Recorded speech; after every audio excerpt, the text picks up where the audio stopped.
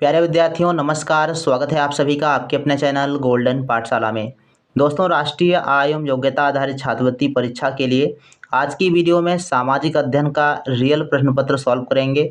और ये बच्चों प्रश्न पत्र लिया है हमने उत्तर प्रदेश NMMS एग्जाम 2021 की परीक्षा से।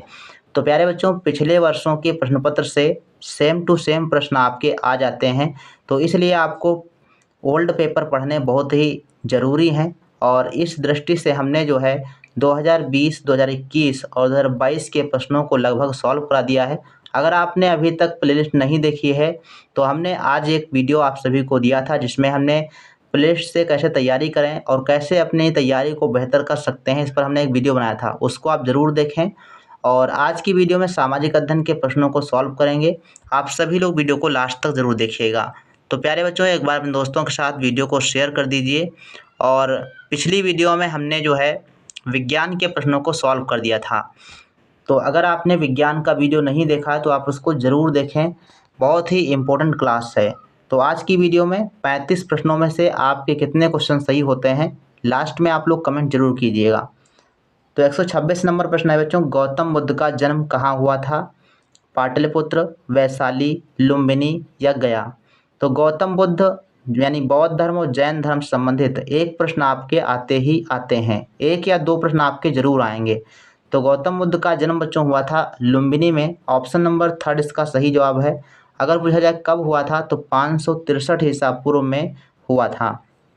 इनके बचपन का नाम सिद्धार्थ था और इनकी समय में राजधानी हुआ करती थी पाटलिपुत्र। इसके अलावा इन्होंने पहला उपदेश सारनाथ में दिया था और इनका निधन कुशीनगर में हुआ था। तो ये सारी जो है सामान्य बातें संबंधित याद रखनी है आपको। 27 नंबर प्रश्न कहता है, सम्राट अशोक के पिता कौन थे? बिंदुसार, चंद्रगुप्त मौर्य, सुसीम या कुणाल? तो सम्राट अशोक के पिता थे बिंदुसार। ऑप्शन नंबर 1 इसका सही जवाब है।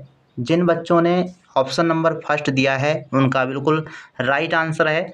और यदि आप हमारे चैनल को रेगुलर देखते हैं तो आप इन 35 प्रश्नों में से 30 प्रश्न जरूर सही कर लेंगे। हर्षवर्धन के शासनकाल में अधोलिखित में कौन आया था? मेगस्थनीज, हुएनसांग, चंगेज खान या फाहियान?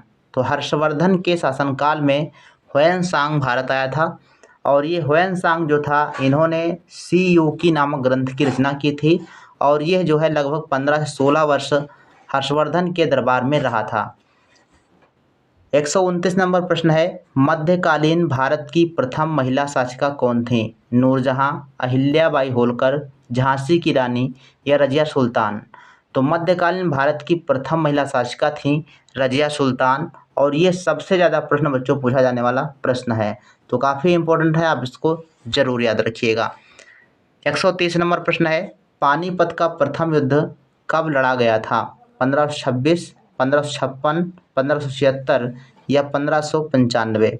तो इसका बच्चों राइट आंसर हो जाएगा ऑप्शन नंबर ए है इसका सही जवाब। 1526 ईस्वी में पानीपत का प्रथम युद्ध हुआ था बाबर और इब्राहिम लोदी के मध्य, जिसमें बाबर की विजय हुई थी और इब्राहिम लोदी जो है हार गया था। और वहीं से जो है देखा जाए तो सल्तनत काल का अंत हो जाता है और वहीं से मुगल वंश का आरंभ होता है।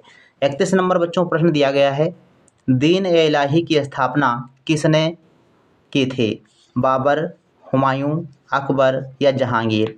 तो 131 का राइट आंसर क्या है, आप सभी लोग कमेंट सेक्शन में लिखिए।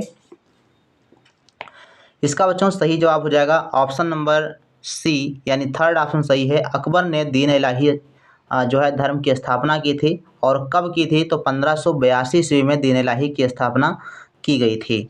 132 नंबर क्वेश्चन है, सिख धर्म की स्थापना किसने किया? गुरु अंगद, गुरु गोविंद, गुरु नानक या गुरु अर्जुन? तो इसका बच्चों सही जवाब हो जाएगा ऑप्शन नंबर 3, गुरु नानक देव ने सिख धर्म की स्थापना की थी। इससे संबंधित आपको कुछ फैक्ट याद रखने चाहिए। गुरु नानक देव का जन्म जो है 15 अप्रैल 1469 ईस्वी को पंजाब के तलवंडी नामक ग्राम में हुआ था और ये जो है सिख धर्म के प्रवर्तक थे। तो याद रखिएगा, इंपॉर्टेंट प्रश्न है और पूछा भी जा सकता है। सिख धर्म का प्रमुख ग्रंथ जो है वो गुरु ग्रंथ साहिब है। 133 नंबर प्रश्न है, अधोलिखित में सबसे महानतम पेशवा कौन था? बालाजी बाजीराव, बाजीराव प्रथम, नाना साहेब या माधवराव? सबसे महानतम पेशवा कौन था? 133 का बच्चों राइट आंसर है ऑप्शन नंबर बी, बाजीराव प्रथम। 134 नंबर प्रश्न है, प्लासी के युद्ध में कौन पराजित हुआ था? मीर जाफर, मीर कासिम, लॉर्ड क्लाइव या सिराजुद्दौला? तो प्लासी का युद्ध कब हुआ? तो 1757 ईस्वी में प्लासी का युद्ध हुआ था। और इस समय जो है एक तरफ सेना थी अंग्रेज़ों की जिसमें लॉर्ड क्लाइव थे और दूसरी तरफ थे सिराजुद्दौला। तो सिराजुद्दौला की इसमें जो है पराजय हुई थी। ऑप्शन नंबर 4 इसका बिल्कुल सही जवाब हो जाएगा। 135 नंबर प्रश्न है, रामकृष्ण मिशन की स्थापना किसने किया? स्वामी विवेकानंद, स्वामी दयानंद, स्वामी श्रद्धानंद या राजा राममोहन राय? यहाँ से बच्चों एक प्रश्न आपका ज़रूर बनेगा और चैप्टर वाइज प्रश्नों में हमने बहुत सारे प्रश्न इनसे संबंधित करवाए हैं, तो आप लोग चैप्टर वाइज ज़रूर पढ़ें। रामकृष्ण मिशन की स्थापना बच्चों की थी स्वामी विवेकानंद ने अपने गुरु रामकृष्ण परमहंस के नाम पर जो है रामकृष्ण मिशन की स्थापना की थी, जो कि आज भी जो है प्रचलित है, आज भी चलती है। स्वामी दयानंद सरस्वती ने आर्य समाज की स्थापना की थी और ब्रह्म समाज की स्थापना राजा राममोहन राय ने की थी। ध्यान रखेंगे इन चीज़ों को। 136 नंबर प्रश्न है, ब्रिटिश भारत की राजधानी दिल्ली से पहले कहाँ थी? बम्बई, कलकत्ता, मद्रास या पटना? तो दिल्ली से पहले जो है कलकत्ता हुआ करती थी। ऑप्शन नंबर इसका दूसरा सही जवाब है। 137 नंबर प्रश्न है, गांधी जी को सर्वप्रथम राष्ट्रपिता किसने कहा था? भगत सिंह, नेहरू, सरदार पटेल या सुभाष चंद्र बोस? तो 137 का राइट आंसर क्या है? चलिए इसका बच्चों सही जवाब हो जाएगा option number D, Subhash Chandra Bose ने सबसे पहले महात्मा गांधी को राष्ट्रपिता के कहकर जो है संबोधित किया था। 138 नंबर प्रश्न है, स्वतंत्र भारत के प्रथम विधि मंत्री कौन थे? बी आर अम्बेडकर, मूला भाई देसाई, तेज बहादुर प्रभु या फिर गोविंद वल्लभ पंत? तो स्वतंत्र भारत के प्रथम विधि मंत्री थे doctor B R Ambedkar. Option number first इसका सही जवाब हो जाएगा और ये जो है प्रारूप समिति के अध्यक्ष भी थे संविधान सभा में। 139 नंबर प्रश्न है, सौर मंडल में कितने ग्रह हैं? कितने ग्रह हैं? 9, 10, 8 या 12? तो सौर मंडल में वर्तमान में 8 ग्रह हैं। ऑप्शन नंबर तीसरा इसका सही जवाब है। 140 नंबर प्रश्न कहता है कि निम्नलिखित में कौन वी आकार की घाटी की उत्पत्ति के लिए उत्तरदायी है? अर्थात वी आकार की घाटी का निर्माण कैसे होता है? हिमानी द्वारा, वायु द्वारा, अपक्षय द्वारा या फिर नदी द्वारा? तो वी आकार की घाटी का निर्माण नदी द्वारा होता है। ऑप्शन नंबर 4 इसका सही जवाब है। और हिमानी द्वारा अगर पूछे तो हिमानी द्वारा यू आकार की घाटी का निर्माण होता है। 141 नंबर क्वेश्चन है, भारत में निम्नलिखित नदियों में से कौन दक्षिण की गंगा के रूप में जानी जाती है? कृष्णा, गोदावरी, पेनगंगा या नर्मदा?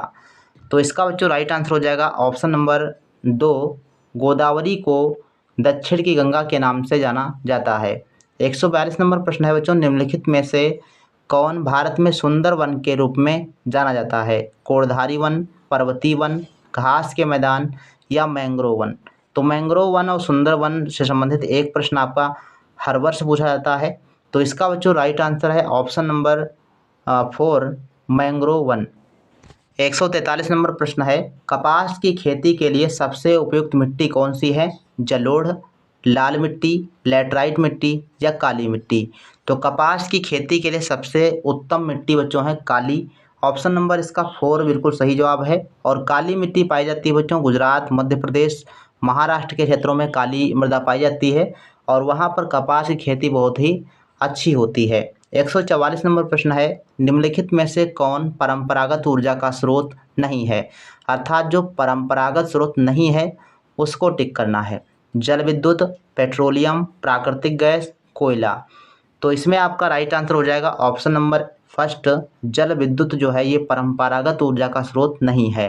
पेट्रोलियम, कोयला, प्राकृतिक गैस हम इसको प्राचीन काल से या कह लें कि शुरुआत से परंपरा के रूप में हम इसका प्रयोग करते हुए चले आ रहे हैं, लेकिन जल विद्युत का उपयोग जो है हाल ही में स्टार्ट होता है, तो ये हम कह सकते हैं ऑप्शन नंबर फर्स्ट सही जवाब हो जाएगा। इसके अलावा पवन ऊर्जा, सौर ऊर्जा ये सभी गैर परंपरागत ऊर्जा के स्रोत होते हैं।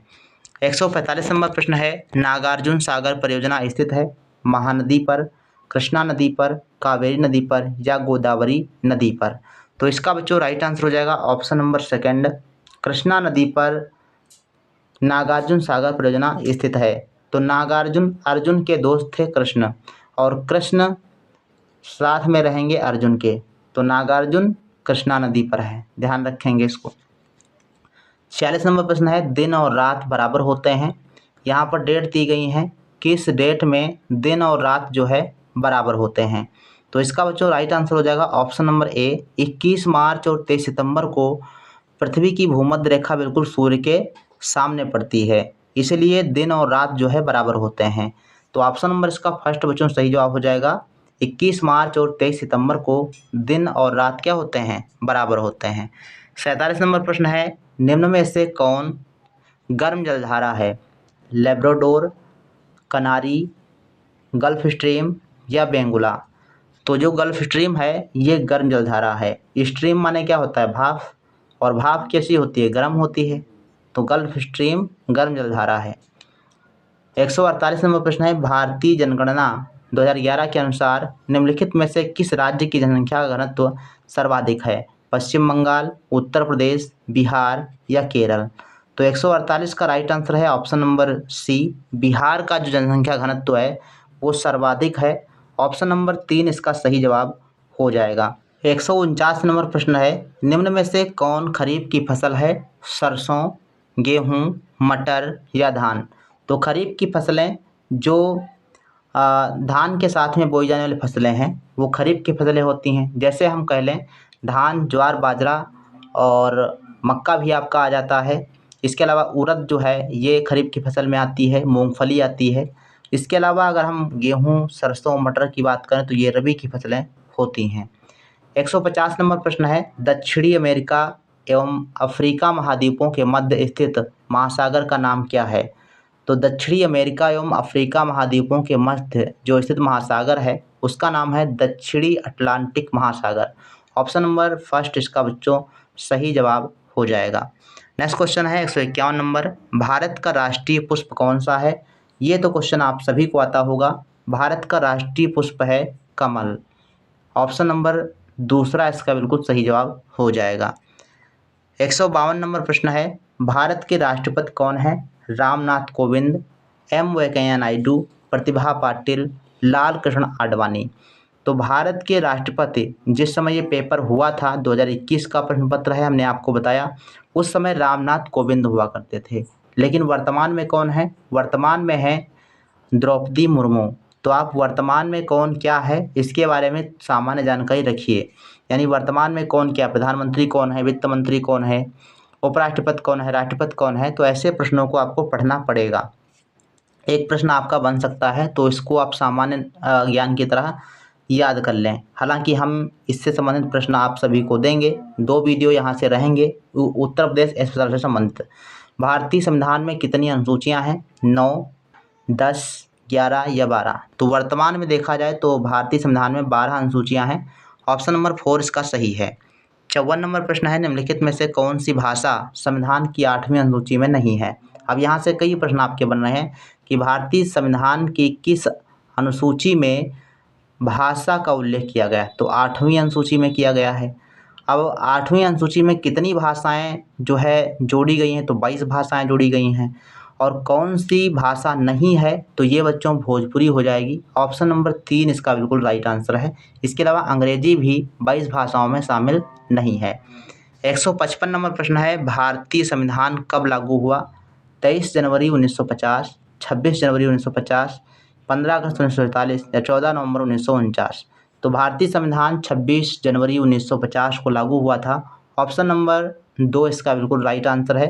अब आपको कमेंट सेक्शन में लिखना है कि भारतीय संविधान कब बनकर तैयार हुआ था। 56 नंबर प्रश्न है, भारतीय संविधान बनाने में कितना समय लगा था। तो समय लगा था 2 साल 11 माह 18 दिन। तो ऑप्शन नंबर इसका फर्स्ट सही जवाब हो जाएगा। 57 नंबर प्रश्न कहता है कि भारतीय संविधान का कौन सा अनुच्छेद अस्पृश्यता के आचरण को प्रतिबंधित करता है, अर्थात खत्म करता है। तो भारतीय संविधान का कौन सा अनुच्छेद है जो छुआछूत को प्रतिबंधित करता है, मना करता है। तो ये है बच्चों अनुच्छेद 17। इसका राइट आंसर हो जाएगा ऑप्शन नंबर 3। चलिए नेक्स्ट क्वेश्चन है आपका 58 नंबर, भारत में पहली पंचवर्षीय योजना आरंभ हुई थी? 1947, 1948, 1951 या 1949? तो 58 का बच्चों राइट आंसर हो जाएगा ऑप्शन नंबर चौथा ऑप्शन सही है। 1951 में पहली पंचवर्षीय योजना प्रारंभ की गई थी। 59 नंबर प्रश्न है, रिजर्व बैंक ऑफ इंडिया का मुख्यालय कहाँ है? दिल्ली, मुंबई, चेन्नई या कोलकाता? तो भारतीय रिजर्व बैंक ऑफ इंडिया, जिसे बैंकों का बैंक भी कहा जाता है, और इसका मुख्यालय मुंबई में स्थित है। ऑप्शन नंबर दूसरा इसका सही जवाब हो जाएगा। 160 नंबर प्रश्न है और इस वीडियो का लास्ट प्रश्न है बच्चों, सुरेश तेंदुलकर समिति। सुरेश तेंदुलकर समिति संबंधित है गरीबी से, जनसंख्या से, उद्योग या कर से? तो इसका बच्चों सही जवाब हो जाएगा option number first, Suresh Tendulkar समिति से संबंधित है, जो है गरीबी से संबंधित ये समिति थी। ऑप्शन नंबर फर्स्ट इसका सही जवाब हो जाएगा।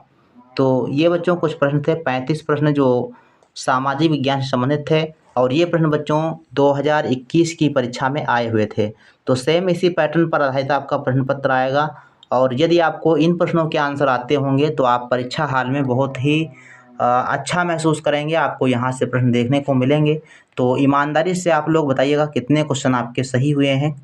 कमेंट सेक्शन आपके लिए है, आपको कोई भी क्वेश्चन या क्वेरी हो तो आप लिख सकते हैं। मिलते हैं फिर नेक्स्ट वीडियो में, तब तक के लिए धन्यवाद। जय हिंद, वंदे मातरम।